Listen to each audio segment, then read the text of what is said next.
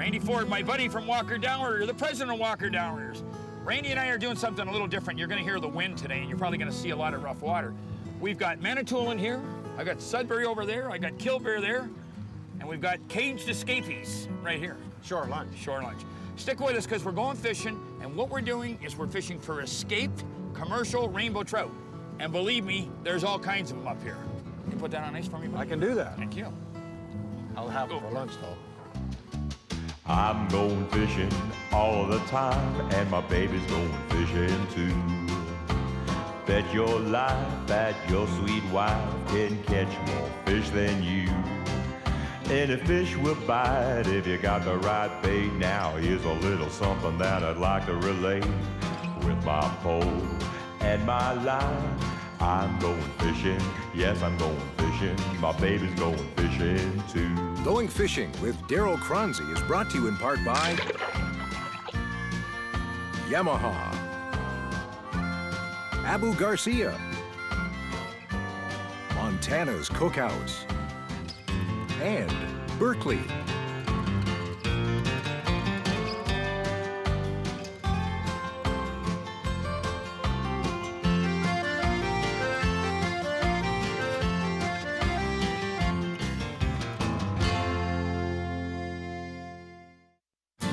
Closed captioning for Going Fishing is brought to you by Rapala, the makers of Canada's favorite fillet knives.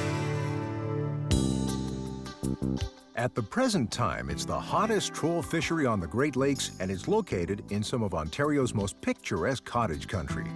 Tucked up in the northeastern corner of Lake Huron's Manitoulin Island is Birch Island Lodge.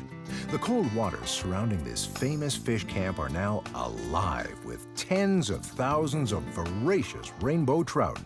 Join us today as Choronzey and Walker Downrigger President Randy Ford enjoy the excitement of light line-controlled depth fishing around the islands of northern Lake Huron. It's a relatively new fishery, but the word is out that the fish are just about anywhere and everywhere you care to pull a spoon or plug. I got a fish. Have you really? Yeah. Okay.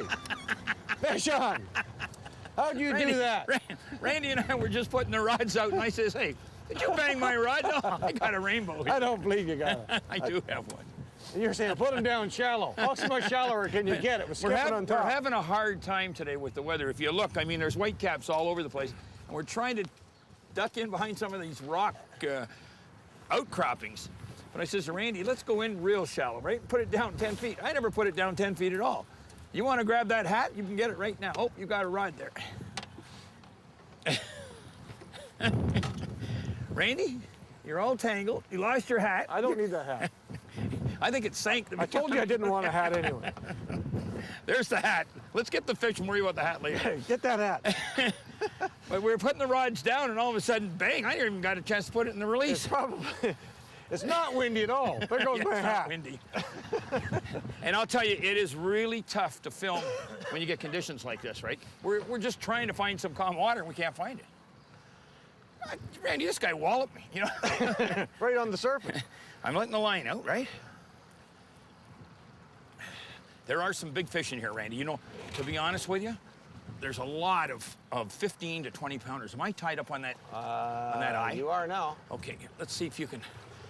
When I bring that up, Randy, just scoop it at the back. Got it. You get him? I think I'm out, yeah. The fish is under your motors now. All right, hold it. Where are you? Got him here. Look at this, Randy.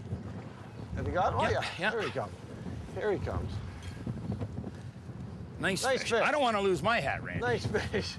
Well, with that wind blowing, you're not going to have much option. Yeah. Boy, that wind is coming up, right? Yeah, Whoa, I just lost my hat, too. We got two hats floating in the water. If we lose the fish along with the two hats, it won't be good. This is a two-hat fish. That's a little smaller, hey? That's a nice fish. Hey, listen. Where's my hat? Oh, dear. I'll tell you what. And there's lots of fish like this here, Randy, eh? Yeah, oh yeah. Eh? Is he worth two hats? See, where's two hats? Where's my Berkeley hat? They're gone. There's no hats left. There's one hat right here. Well, you know what? That's my hat. I think if we call the mailman, he can send us a couple. Special delivery. You're gonna have a hard time getting us. Listen, I'm backing over to that Berkeley hat, and then we'll get your hat. All right. That one walloped it, Randy. This one was sent special delivery. You know, that one walloped it. I'm watching these guys in here. They're inshore, right? I'm gonna slow this down a little. But I saw that one take off. Well, I'm glad you spotted it. Now, what do you got on there, moose luck? Yeah, the moose lock wobbler. They're scrappy, eh? These things are putting up a good tussle. You know? Yeah, they are. I'm watching your rod. That's 3 fish for you. That's 1 fish for me, eh? Look at these guys jump. Let's make it 4 and 1. 4 and 1. I'm taking the next fish. But they're right up on the surface, Rain. Well, they're everywhere. Yesterday I was getting them down 35 feet. You back up just a touch. Let me... Yeah, I'll let you with the net. You're gonna knock it off on me. Funny how they're in here, though, eh? They're right along this whole shoreline. Well, the wind's blowing off over that shore. I wonder if they're picking up some bugs too. Just watch him. Watch him. Ah! With the scoop. Look at out again. Yeah, pop You know? right out. But notice the small head on him? Yeah, they are. Eh? Young fish, but Yeah. well fed. The reason they want this, it's called a female strain. It's an all-female, right? But the reason is they don't get that grotesque look of the male, you know, when they go to spawn. Plus, actually, these female strain hold the red color in the flesh better. They probably look better in the supermarket too. You see them? Hey, they've got them in the pens over here from this size up to 15 pounds. Wow. And there's fish out here 20, 25. And I think we'll show a picture of this new, it may be a world freshwater rainbow record, 40 pounds. It was caught right near here. Caught right around here. Beautiful. Nice fish. You want to know something? You're sitting with 2 legends right now. I'm a legend in my own mind, right? And this guy really is a legend. How many world taxidermy championships have you won? Well, we've won combined over 21st place awards in taxidermy competitions throughout the world. This guy's named Sean Gallion. Advanced taxidermy, right? Yes, sir. I can't give you a real plug, but no, really, he is one of the best in the world, okay? Now, I've known you for 20 years, okay? I've been fishing salmon more years than I want to remember. But I was there in 1968 when the first Chinook and Coho went into the Bronny and the Credit, right? How much of that business, was that Great Lakes business, how much was that a part of your business at that time? Well, there was a time where the majority of our business came through the Great Lakes. The salmon and trout just flooded our studio. Mostly out of Lake Ontario? Mainly out of Lake Ontario. Well, they had a massive brown trout run that was local to the area that my studio was set up, and the king salmon and cohos were everywhere. It seems to have dried up over the past... You used the word dried up, right? It's way down the tube right now, right? Well, it seems like there's obviously a difference. If I'm judging it on the amount of work that I'm getting in of the salmon and trout, it's definitely down. Considering that we've become a bigger studio and we're more popular now than we've ever been, you would think that we'd be getting more of those. Do you want to know why it's down? Yeah, I'd love to. Listen, 20 years ago, we used to stock our Chinook at 3 places, Martindale Pond in St. Catharines in that area, way up the river, Bronny Creek at Lowville, 20 miles up the river, and Streetsville on Port Credit, way up the river. And little Chinook are only 3 inches long. They've got to imprint, so you stock them way up the river so they imprint. And some of these dodo brains at the Ontario Ministry of Natural Resources decided, oh, we're going to take half the fish and stock them east of Toronto and dump them off the breakwalls. Instead of imprinting, they jumped these fish right into the lake, so they had no idea where to come back. All we know, they went to Norway. You know what happened up in Owen Sound? We had 40,000 fish coming back. I got a couple of real brainy guys in the Ministry of Natural Resources here, and they said, we want to know if those Chinook in that Georgian Bay are wild or hatchery. First off, who cares? We're catching a lot of Chinook up here. But their way of identifying them was to cut a belly fin off them. Now, these fish are only 3 inches long, and they're cutting a peck or a ventral fin off them, right? That's like taking a little kid, going to kindergarten, lopping the kid's leg off and putting him on a school bus and thinking he's going to get to school. He's not going to, you know? So there we've lost our salmon. Then they say, hey, we're going to spend $1 million. Now, this cottage is only a mile from Georgian Bay. They spend $1 million on lake trout, right? 650,000 lake trout. Do you know where they stock those lake trout? Right directly on top of the native gill nets. Now, what kind of brains is that? You imprint your Chinook, you stock them way up the river. The ministry doesn't do that. They've got fins for one reason, they got to swim. You don't cut their fins off, the ministry cuts their fins off. What's the reason for that? I don't understand. Because they don't know. I honestly believe some of these people in the Ministry of Natural Resources don't know. They don't know. They raise the fish, and then they say, well, let's stock them, and let's not stock them in the right conditions. And that's why you don't have that business that you used to have. Going Fishing returns with more rainbow trout at Birch Island Lodge. El Presidente, Walker Downriggers, Randy Ford. You know, Randy, what is downrigger fishing? Controlled depth fishing, Darryl. Controlled depth. You don't need the lead line anymore. You don't need all those big heavy weights. You've got the release on your cannonball. Fish comes along, pops it, and you got the fish one-on-one, right? That's exactly right. And it really helps, especially when you get in an area with a lot of congested boats. We don't have that problem here, but you certainly have it at your home port. You get too many boats around them, long lines are just a lot of trouble to work with. You know, I think people forget too, like we started out here today, we were fishing over 70 feet of water. So we may be down 20, we may be down 30, whatever the Lorentz tells us, you know, where the fish are. But we wanted to get out of the waves. So what we've done is we've come in, we're only in anywhere from 20 to 30 feet of water right now, but we've got the cannonballs down at 10 feet because we're picking up on those trout that are up top. We've got a lot of fish that moved in tight, fortunately for us, to get out of the wind themselves. It's pretty rough out there right now. You know, Randy came up yesterday. I've been up here at Birch Island Lodge for, I guess, 3 days now. And it's been just flat calm. I mean, you could have cut it with a knife. It was that flat. And then you pull up last night and the winds came with you. They knew we were coming to film. The winds are 50 clicks out there today. That's why we're trying to get out of the wind so we don't have the problem with the mics and we're not bouncing all over. And you know what? A trout just hit that, but it didn't pop. It just might be the hottest fishery on the entire Great Lakes. Like much of the Great Lakes sports salmon and trout fisheries, this new angling hotspot is dependent on stocked fish. Only this time, the fish are not being released by provincial or state authorities, and they aren't being raised or released by volunteer fishing clubs. This phenomenal new rainbow trout fishery, located just out from the front door of Birch Island Lodge on Ontario's Manitoulin Island, has resulted from escaping rainbow trout from nearby commercial net pens. The average size of these fish can range anywhere from 1 pound all the way up to 20 pounds or more. Then again, there's also that 40-pound plus and possible new world record rainbow trout that Joanne and Bruce Vendramin boated in the summer of 2005. The brand new rainbow trout fishery around Birch Island Lodge. You just have to love it.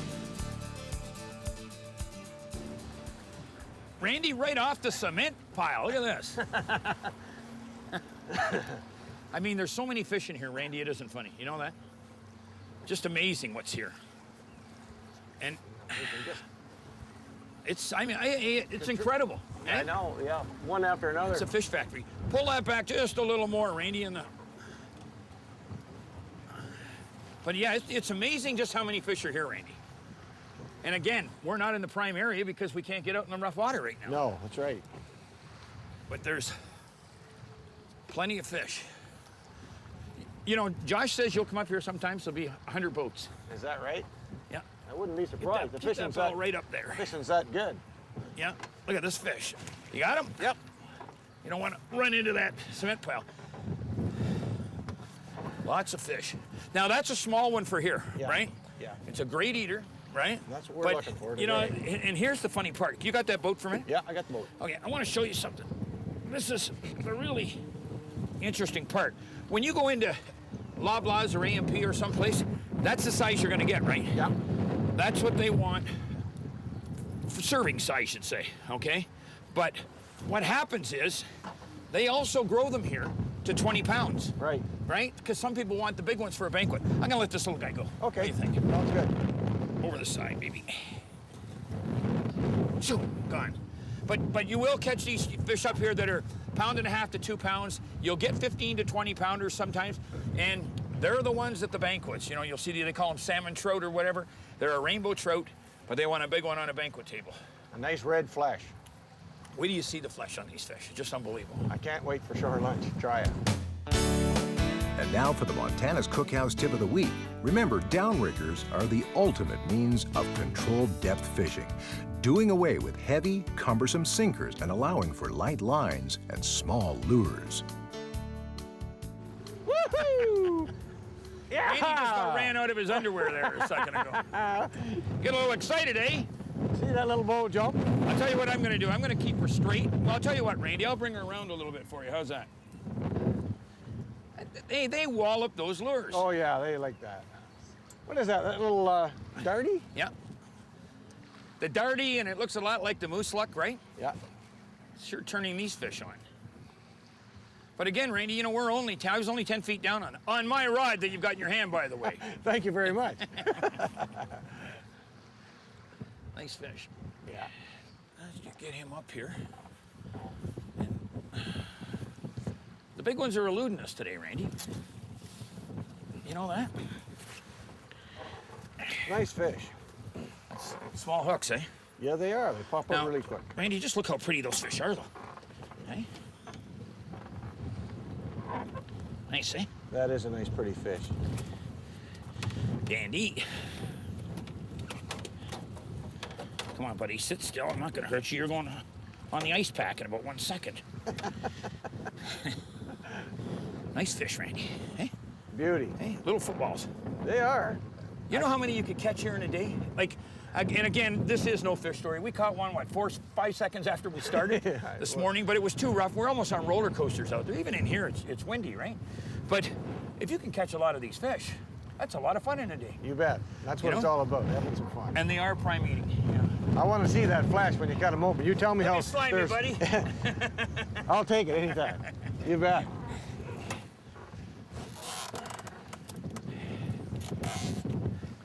Lots of fun, Randy. That's 7. You know, I don't think we'll catch a limit up here. What do you think? Take it easy. You know, and you got to watch. Someplace up here you're allowed 2. Someplace up here you're allowed 5, right? You just got to watch the summaries. Well, at least we didn't keep them all. No, we didn't. We threw some back too. Pretty area. Buddy, what do you think? It's been a great day. Well, it didn't start out really great. It was pretty windy. Like, I mean, it's still windy out there, but we're in one of these little bays, not too far from the lodge. Nice to get on the backside of some topography. Yes, a topography, so we're not doing this. What do you think of these rainbow trout up here? You know what? It's they provide some pretty good action. Dynamic fishing. Fishing I wasn't expecting. We're going to be honest about this. We're fishing right around the cages. These are commercial cages, right? They put the fish in probably at this size, raise them to this size, or that size, right? Ship them off to the grocery stores. But what's happened is the last couple of years, a lot of these rainbow trout have escaped, and they make for some phenomenal fishing. There's no two ways about it. Now, let's go real quick. Mr. Downrigger, right? You know what the problem with downriggers are? What's that? They don't break down anymore. Yeah, I agree with you. I used to say to Randy, you know, how can you make money on downriggers when they don't break down? But I've got downriggers right now that are, 25 years old. I'm just glad you don't use them. Yeah, well, you know, if you keep giving me the new ones. And but okay, so you've got the downriggers, you've got the manuals, you've got the electrics, right? We've got the Strike Vision underwater camera, and we are going to play with that tomorrow if this weather stays down. A lot of changes in the industry, you know, on fishing tackle. There's been a lot of changes, Darryl, but you know, the beauty of fishing with downriggers is the old concept of controlled depth fishing is still valid today as it ever was. The fisheries changed. We don't have so much of the Chinook fishing where we're fishing real deep, and you know, the lake trout fishing, we hope it gets better, but with these rainbows, we're able to control depths, and we're not fishing deep, 10, 15, 18 feet down, but still we can control that actual depth. Control, you don't have to worry about tying up on bottom. That's right. You know, Randy, for all the changes over the years, and the years that we've been together as friends and things, some things don't change. That reel, right? It's been with you a long time. That's 40 years old, that reel. It's an old Abu, right? I mean, yeah, they've made all kinds of upgrades and they made all kinds of, you know, changes, but it's like your downriggers. They don't break down. If you take care of your product, they don't break down.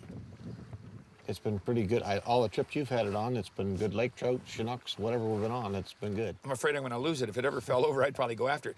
Show me the 2 spoons, okay?